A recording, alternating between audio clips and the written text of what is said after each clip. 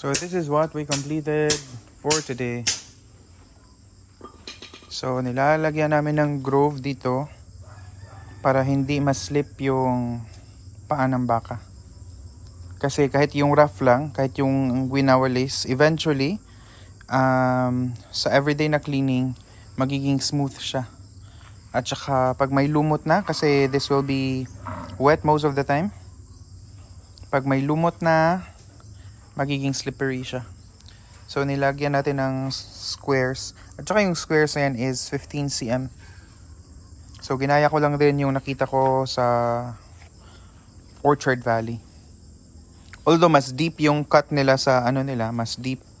I don't know kung anong ginamit nila cutting the flooring. Pero gumamit kami ng 10mm na kabilya. Siguro 12mm yung ginamit nila. So this is what we've completed so far. So meron na tayong lobby, semento na po. And then clearing na. So flooring na lang. Pero hindi na natin ito ma-complete kasi wala tayong supply ng semento. So next week pa to. So yung gagawin muna namin is mag-clearing kami for the pathway dito sa labas. So since wala tayong pambili muna ng semento, mag-clearing muna tayo ng pathway going dun sa taas. And this is our goat house. Wala pa din siyang flooring kasi yun nga, wala pa tayong materials for flooring. But flooring na lang po yung kulang. After the flooring, we're all done. Nag-ano na din kami ng gutter. So naglalagay kami ng gutter kasi bibili pa tayo ng 4 na drum para makastore tayo ng water. Para kahit merong water or not, supply from water district, wala tayong po problemahin. Meron tayong 6,000 liters of water. And that pool, meron kayo nakitang tub doon. That one, we're going to fill that with rainwater as well.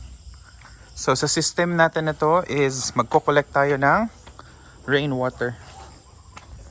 So here I'll show you. Ayun, may gutter na po siya. Tapos yung gutter na to, the 2 goat houses feeding it. So this goat house, which may lapad na 22 meters by 15, same, is magpi-feed ng water dito. Yung spout namin, yung downspout namin is very very big. Usually just 2M dos yung size. Pero ilalagay natin dyan is 4. Kasi medyo malaki-laki yung water na aagos. So that's the update sa goat house natin. So napakahirap na po kasi ubos na yung budget. Pero I think more or less mga na lang to, 100 to 150,000. Matatapos na natin to.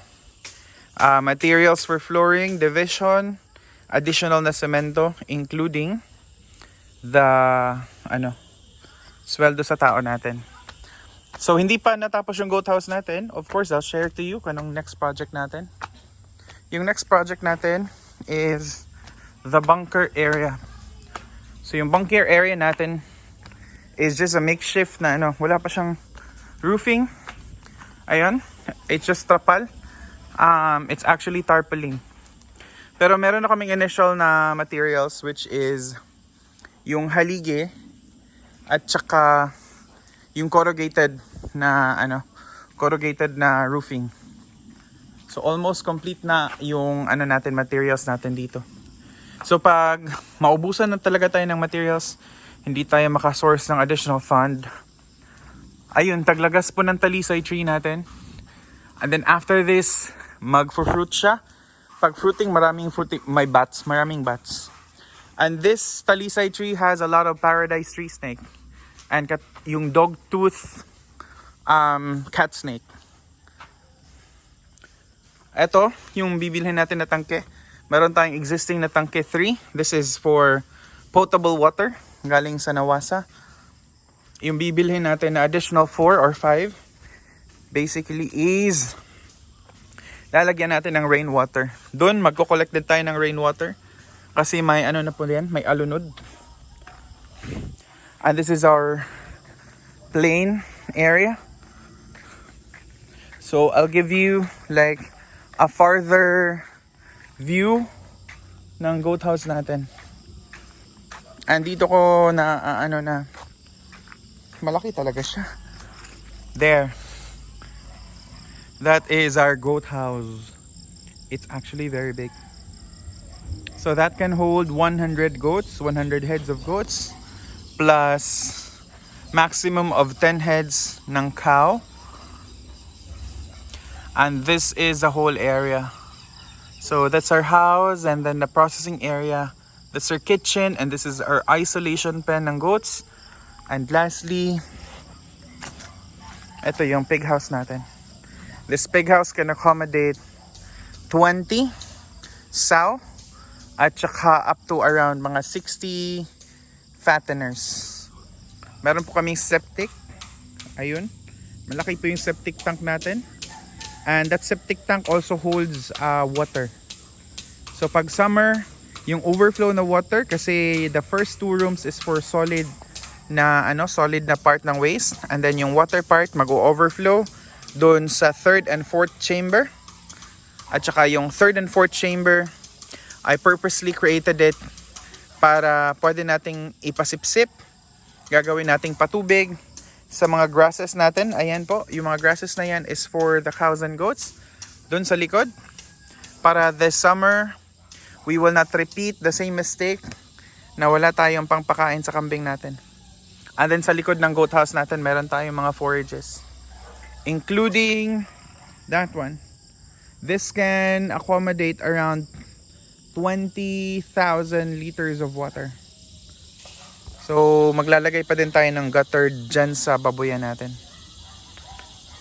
Para safe tayo, again, this is part ng future planning natin para hindi tayo maubusan ng tubig.